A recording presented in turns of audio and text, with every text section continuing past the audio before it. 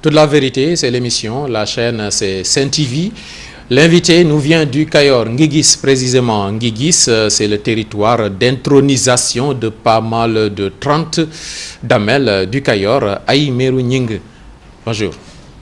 Bonjour Pape Cheikh, bonjour à tous les auditeurs de Sen TV. Vous n'êtes pas damel? Non, je ne suis pas damel, mais je suis dans le territoire des damels. Vous savez, le pays a évolué. On est sorti justement de ce cycle-là pour rentrer dans une république où ceux qui gouvernent sont élus au suffrage universel. Et c'est fort heureux comme ça. Et ça importe toujours du côté du Kayor, cette histoire. Oui, parce que les peuples doivent assumer leur histoire. Il ne faut jamais insulter l'histoire. Et il faut aussi prendre tout ce qui est bon dans notre histoire, justement, pour en faire des ressorts qui nous permettent peut-être d'asseoir une base sociale qui puisse permettre à notre pays de s'appuyer sur des leviers pareils pour assurer son développement économique dans un cadre harmonieux, bien entendu. Et en dehors de la symbolique, ça donne quoi à Nguigis comme retombée? Pas grand-chose. Vous savez, malheureusement, l'histoire, il y a des vestiges du passé. Et il va falloir d'ailleurs qu'on travaille pour justement faire revivre ces vestiges-là. Quand on parle aujourd'hui de tourisme historique, de tourisme culturel justement, il va falloir peut-être avec les autorités du ministère du Tourisme qu'on regarde comment ces vestiges du passé peuvent être valorisés et jusqu'à créer un circuit touristique qui puisse permettre aux uns et aux autres, y compris les Sénégalais, de venir visiter et de connaître une partie de leur histoire qui, ma foi, est très importante. Oui, on en profite pour faire un clin d'œil du côté du Kayor, Nguigis, oui, Pekes, Gaïmekhe, Médina Dakar, oui, toute cette localité. D'autres Sénégalais qui écrivent une belle page de notre histoire, de la trajectoire de notre pays, ce sont les footballeurs qui viennent de se qualifier pour le mondial Russie 2018. Sacrée performance. Oui, une belle performance et je pense qu'il faut quand même saluer, encourager, féliciter cette formidable performance de l'équipe du Sénégal qui, en 15 ans, de 2002 à 2017, s'est qualifié à 2 fois à la Coupe du Monde et va représenter le continent africain et va faire partie des 5 équipes qui vont représenter le continent africain. C'est une belle prouesse. Féliciter évidemment l'entraîneur Aliou Cissé qui fut lui-même joueur et féliciter aussi la fédération et l'encadrement technique, l'encadrement même sociologique qui est autour des Lions et féliciter aussi le ministre des Sports parce que je pense que c'est une brillante victoire et il mérite des félicitations. C'est le ministère où il fait présentement le mieux vivre, non? Le ministère des Sports avec cette qualification? Oui, non, mais je crois que tous les autres ministères sont à l'aise. Vous savez, nous sommes dans une dynamique pour la première fois au Sénégal. Nous avons un gouvernement qui se projette sur l'avenir, qui a un plan sur 25 ans, qui a été dessiné en 2012 et qui se projette sur 2035. Mais figurez-vous, et les Sénégalais doivent le savoir, que c'est la première fois qu'on a une vision prospective. On a un axe stratégique et on sait où on va. Et je pense que quand vous savez où vous allez, et quand vous êtes dans l'équipe, à quelque position que vous occupez, vous êtes à l'aise parce que vous êtes en train de jouer votre partition. Donc cette qualification au mondial entre dans ce sillage. C'est une politique globale? Non, c'est un succès. C'est un succès que nous avons. Typiquement sportif. C'est un succès qui est sportif. Il ne faut pas quand même sortir du cadre sportif dans lequel nous sommes. Mais nous aurons raison de nous glorifier de cela. Parce que vous savez, la Coupe du Monde, c'est aussi une vitrine. Ce sera une formidable vitrine que l'équipe du Sénégal va donner au reste du monde sur ce que c'est que le Sénégal.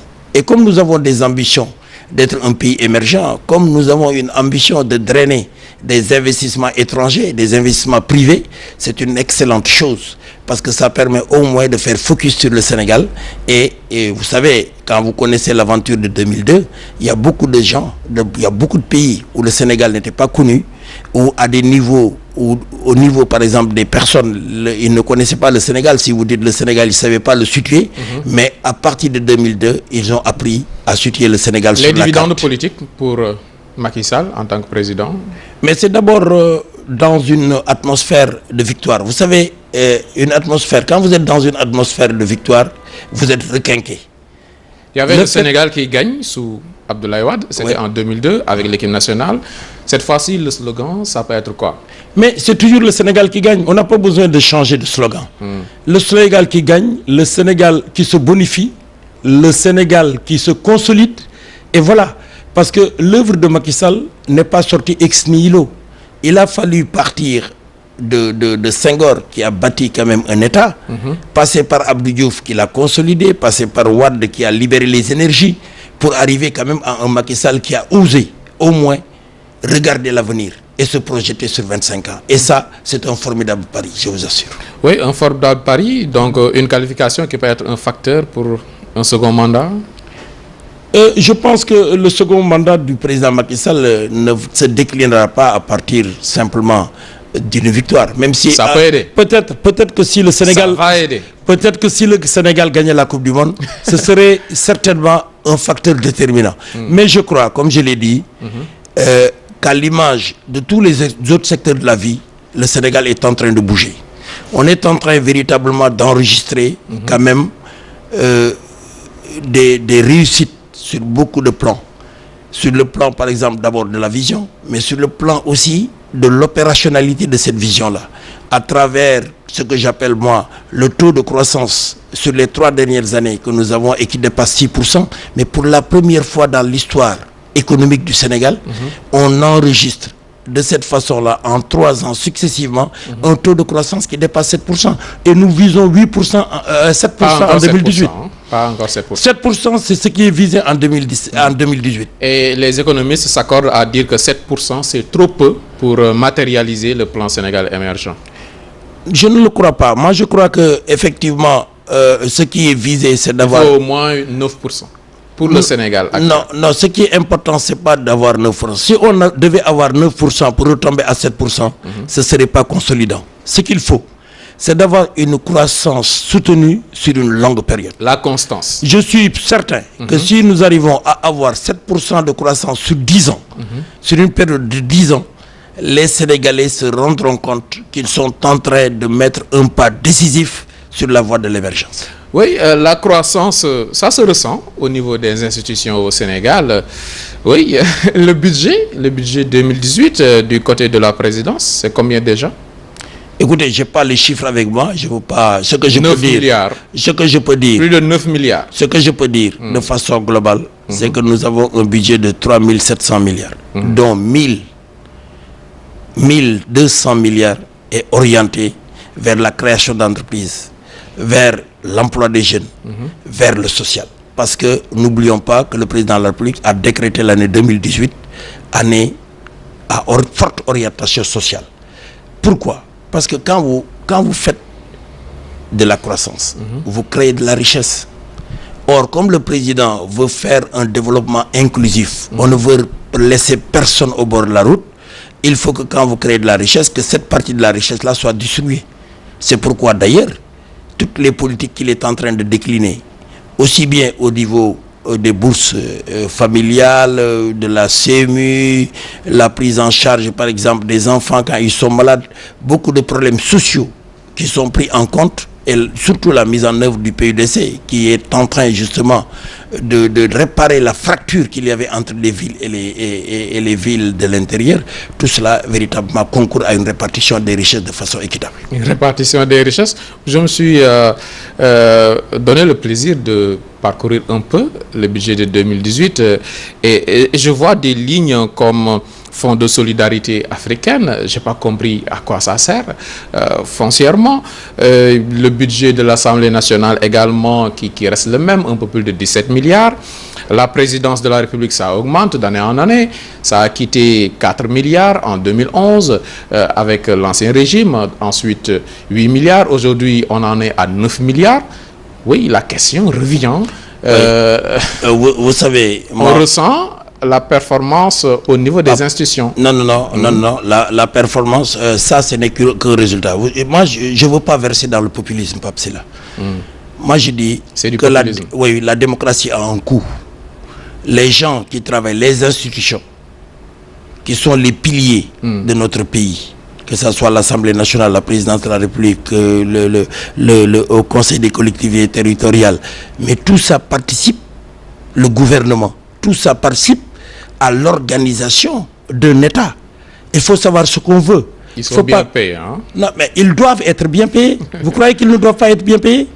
Aujourd'hui, quand vous regardez par exemple les performances économiques que nous faisons, quand l'État du Sénégal injecte par exemple plus de 25 milliards au niveau par exemple des semences et des engrais pour booster l'agriculture du Sénégal, quand nous arrivons à avoir des performances peut-être pour la première année, pour la première fois au Sénégal, le chiffre de récolte d'arachide pour cette année va être projeté à plus de 1 300 000 tonnes.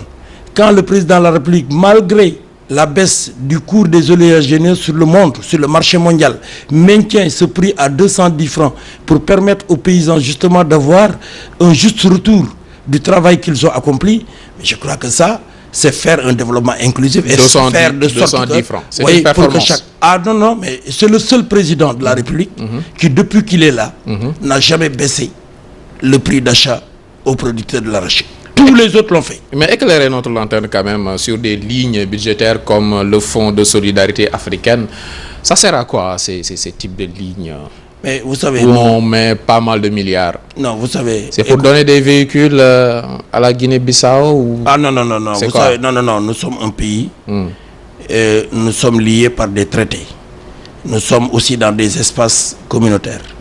Et il faut savoir que depuis que le président Macky Sall est là, il y a un fonds qui est destiné aussi aux Sénégalais qui vivent à l'étranger.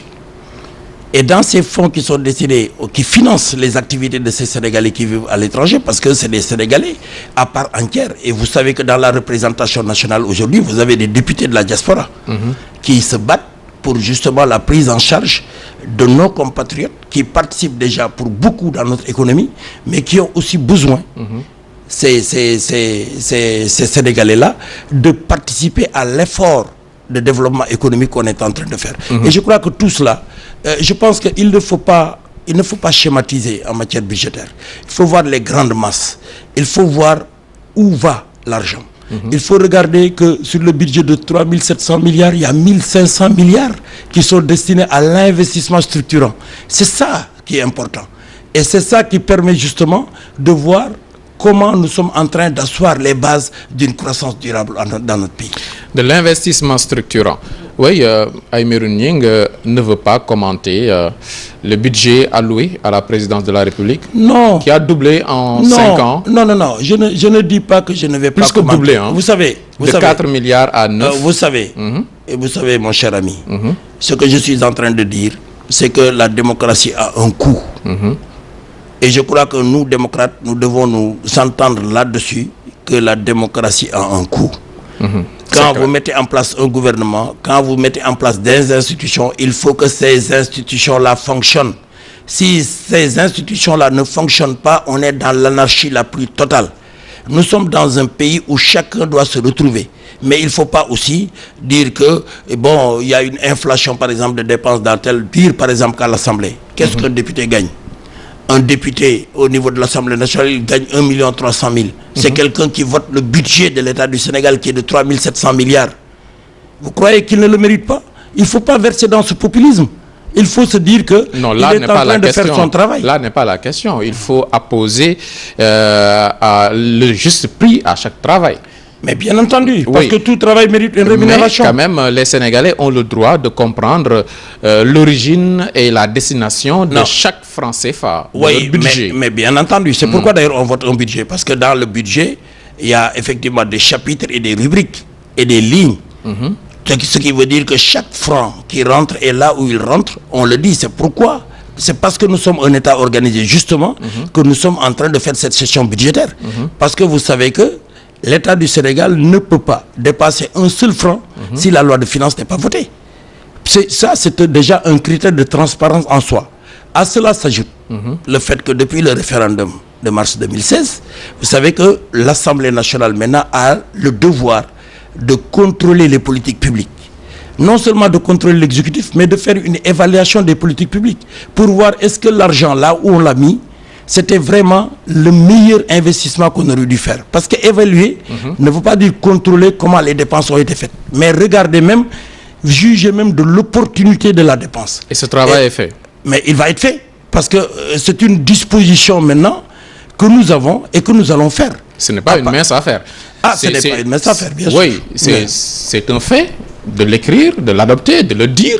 C'est autre chose que de le matérialiser. C'est pas nous qui l'avons dit, c'est les Sénégalais qui l'ont dit. Oui. Vous savez... Et est-ce que cette assemblée-ci a les épaules assez larges pour... On va tout faire pour ça. Vous savez, et je vous assure que le président Moustapha Niasse, président de l'Assemblée nationale, a déjà créé une commission qu'il a confiée au vice-président de l'Assemblée nationale, Abdoulaye Makhtar Diop, justement pour réfléchir sur cette question d'évaluation des politiques publiques, pour que nous puissions regarder comment envisager cela, avec quelle force, avec quels moyens, comment le faire. Et tout ça, c'est du travail qui est en train de se faire. Mais nous ne sommes pas obligés de faire de la publicité autour de ces questions. Pas de la publicité, mais quand même, vous allez communiquer sur ça. Vous allez donner l'information, la bonne information aux Sénégalais. Dès que ce travail-là sera fait et sera restitué au niveau du bureau de l'Assemblée nationale, qui se trouve être l'organe de gouvernance de l'Assemblée nationale, nous allons rendre public ces questions-là. Et quand nous aurons besoin même d'experts extérieurs pour nous aider à faire ce travail-là, nous devrons, dans ce cas-là, aller les chercher là où ils sont pour qu'ils puissent épauler le député, pour que le député puisse faire son travail en bonne confiance, mais qu'il le fasse avec toute la rigueur nécessaire pour que nous puissions quand même apporter notre soutien au gouvernement. Parce qu'évaluer quelqu'un, c'est finalement lui apporter un soutien dans la mise en œuvre des politiques. Mais bon courage, c'est noble comme travail, ça. Nous vous attendons par rapport à cette évaluation de l'exécutif et des financements. Et le contrôle des politiques publiques. Des politiques publiques. Qui étaient là. Oui. Vous savez. Mais il y a quand même, vous êtes des patriotes, vous travaillez pour le pays, vous ne dormez pas. Il y a les commissions qui durent plus de 50 jours, au moins 40 jours pour vous, députés. Mais les Sénégalais également, vous êtes d'accord qu'ils ont le droit de s'informer? Bien sûr. Il y a, dans le débat économique au Sénégal en 2017, on a beaucoup parlé de fonds spéciaux, de caisses noires.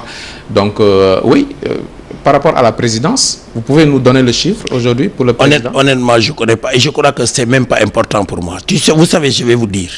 Ce qui est important pour moi, je pense que la présidence est une institution. Il est prévu dans ces caisses qu'il y ait des fonds spéciaux. Ces fonds spéciaux, c'est parfois des fonds de défense. Regardez ce qui s'est passé en Gambie récemment avec l'élection gambienne. Quel est le Sénégalais qui peut savoir comment le président Macky Sall, en usant de la diplomatie, en usant de sa dextérité, de sa fermeté, a pu quand même déjouer une telle bombe qui, si elle éclatait, peut-être le Sénégal ne serait pas indemne. Je crois qu'il faut laisser aux institutions le soin de gérer cela, parce que c'est eux qui savent. Franchement, je crois que n'importe quel Sénégalais qui dans les grandes démocraties, on en parle. Mais écoutez, il y a des mécanismes, on peut prendre l'exemple de la France, il y a des mécanismes pour évaluer un peu, pour avoir un regard sur ces caisses noires au niveau de la présidence. Parce que vous considérez que la France est une meilleure démocratie que le Sénégal? Je ne le considère pas. Moi, je crois sincèrement. Sur cet aspect, en tout cas, ils sont beaucoup plus transparents que nous. Moi, je crois, très sincèrement, qu'à partir du moment où on dote une autorité de moyens lui permettant de mettre en œuvre la politique. Parce que, vous savez, moi j'ai l'habitude de dire, le plus important dans un pays, c'est de préserver la paix. Or, la paix, ça n'a pas de prix. Non. Et vous êtes un grand responsable, vous êtes même ce qu'on appelle un dignitaire de ce régime. Vous n'êtes pas n'importe qui, vous êtes le président du groupe parlementaire de la majorité, de surcroît un député, donc, naturellement un député. Vous avez un droit de réponse par rapport à ces interrogations qui émanent des Sénégalais. Non, moi je n'ai pas vu de Sénégalais. C'est vous qui me posez la question. Non, moi je vous dis une chose et c'est important. On ne doit pas en parler. Non, je vous dis, les gens qui en parlent en savent peu. Ce que je dis, moi, c'est que les Sénégalais ont le droit de savoir comment leur argent, comment l'argent du pays est utilisé. J'ai dit que je ne verse pas dans un populisme qui ne nous rapporte rien du tout. Ok. Ce qu'il faut. Vous ne voulez pas répondre. Non. Je réponds. Je dis qu'il ne faut pas verser. Un pays a besoin d'institutions fortes. Les institutions dans ce pays, c'est la présidence de la République, c'est l'exécutif, c'est le Parlement, c'est la justice. C'est des institutions qui sont extrêmement importantes et qui permettent aux Sénégalais de dormir tranquille et que le pays puisse marcher. Je ne veux pas verser dans le populisme disant que un député est trop payé ou il est mal payé. Je crois que chaque travail mérite rémunération, et la rémunération que les députés reçoivent, moi-même je considère qu'il est faible et qu'il faudra le réévaluer. Si vous voulez mon point de vue. C'est pas la question encore une fois. Et vous avez bien compris ma question, vous ne voulez pas répondre. Ok, on m'avait averti, les Kayoriens sont très futés. Non, mais c'est pas une question de futé. Je suis en train juste de vous apporter les réponses qui peuvent servir les Sénégalais, vous et moi, parce que vous avez un devoir d'information. Ce devoir d'information-là, vous êtes venus pour que nous puissions échanger. Et je vous dis, quand vous me parlez par exemple du prix de l'arachide, qui est acheté pour le cultivateur sénégalais à 210, je viens de vous dire aujourd'hui, sur le marché, des oléagineux, sur le marché des oléagineux, où les prix des oléagineux sont en baisse, aujourd'hui, le gouvernement de la République du Sénégal a décidé de maintenir le prix à 210 francs pour ne pas toucher justement au pouvoir d'achat du cultivateur. Et ça, c'est important. Quoique la commercialisation n'a pas encore démarré et qu'avec le Magal, beaucoup de ces cultivateurs quand même ont dû brader leur arachide pour aller honorer l'appel. Vous l'avez mesuré, moi je n'ai pas mesuré. Moi je vous dis très franchement, je veux aller vraiment sur des choses que je maîtrise. Moi je ne connais pas si des paysans ont vendu des graines et quelle est la quantité qui a été vendue. Non, mais je vous dis, moi ce que je sais, c'est qu'aujourd'hui on espère avoir des productions records qui vont friser peut-être le 1 400 000 tonnes d'arachide. Et que les dispositions sont prises pour avoir des financements suffisants pour que les huileries puissent l'acheter et une partie soit exportée en Chine. Maintenant, il y a des Sénégalais qui l'achètent et je crois que même, d'après les informations que j'ai, ils l'achètent à un prix souvent supérieur aux 210 francs. Voilà. Et l'incident de Donc Kaolack, je ne peux pas appeler ça brader. L'incendie à Kaolack, du côté de Kaolack, avec beaucoup d'arachide qui est parti en fumée, ça aura des conséquences? Non, je ne crois pas. Non, je ne crois pas. Je crois franchement, vraiment, pour vous dire la vérité, et par la grâce de Dieu, parce que tout n'est pas nous, mais nous avons pris aussi des dispositions pour donner quand même des semences certifiées de qualité, donner des engrais à la bonne date. Et puis, nous avons bénéficié d'un hivernage pluvieux. Certes, il y a eu des poches où il n'y a pas eu une bonne pluviométrie, mais ces poches-là ne représentent pas beaucoup dans la production arachidienne. C'est clair. Voilà. Pour l'économie du temps, je peux sauter cette question. Visiblement, vous n'allez pas y répondre. C'est par rapport au budget de l'Assemblée nationale. Mais c'est un budget qui est correct. Vous savez, quel est le taux de progression? Moi, je ne le connais même pas. Parce que le budget des institutions, on est passé en commission technique. Vous ne connaissez pas le budget de l'Assemblée nationale? Oui, je pense qu'il est de 17 milliards. C'est ça que vous dites? Un peu plus de 17 milliards. Un peu de 17 milliards. Mais par rapport à l'année dernière, quelle est l'évolution? C'est le même budget. Et ça pose problème. Pourquoi ça pose problème? Oui, au moins vous avez 15 députés de plus. 15 députés de plus, c'est au minimum 150 millions. Mais ça veut dire que nous sommes en train de faire des efforts, de nous ajuster sur les dépenses pour justement contenir cela. Si nous n'avons pas évolué au niveau du budget, bien que nous ayons 15 députés de plus, ça veut dire que nous sommes en train de faire des efforts. Également. Ah, bien entendu. Bien entendu, le député, il faut qu'il soit véhiculé. Ça peut aussi signifier. Vous voulez qu'il prenne le Ndiagandiaï? Ça peut aussi pousser à s'interroger. Ça peut aussi pousser à s'interroger sur la sincérité du budget de l'année dernière. Ah non. Si les chiffres restent les mêmes. Non, vous savez, peut-être qu'on a pris des mesures qui vont concerner peut-être des postes de gestion. Peut-être que, et ça je ne peux pas le dévoiler ici, mais peut-être nous avons pris beaucoup de mesures pour améliorer par exemple les postes de dépenses sur certains postes, et que tout ceci devait nous amener à nous ajuster. Mais ma foi, et on est là pour nous ajuster. Félicitations alors. Vous serrez la ceinture. Ah non, non, on ne serre pas la ceinture.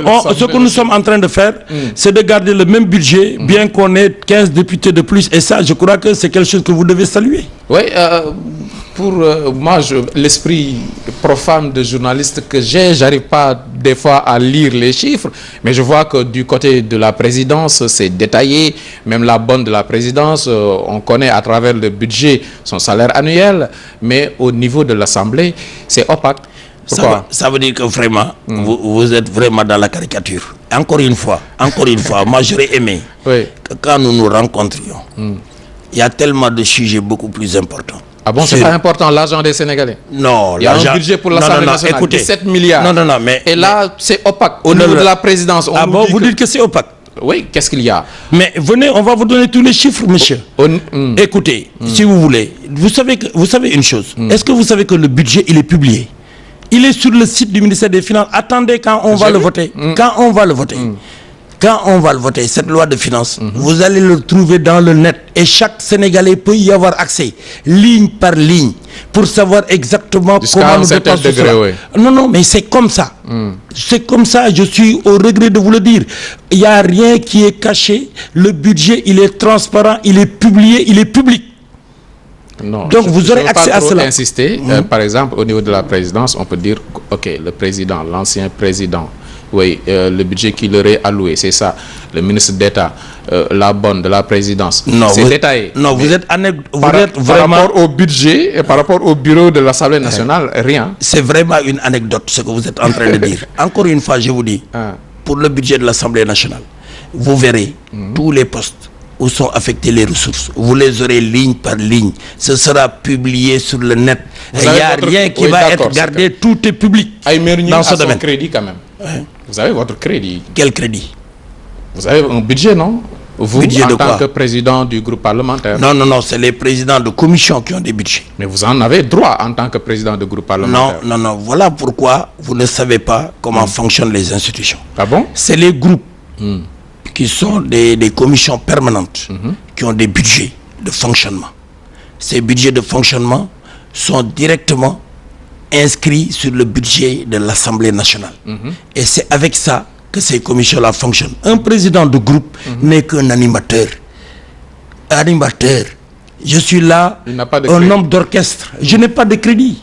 J'ai mon salaire. On a vu même des présidents de groupes parlementaires avoir des crédits politiques.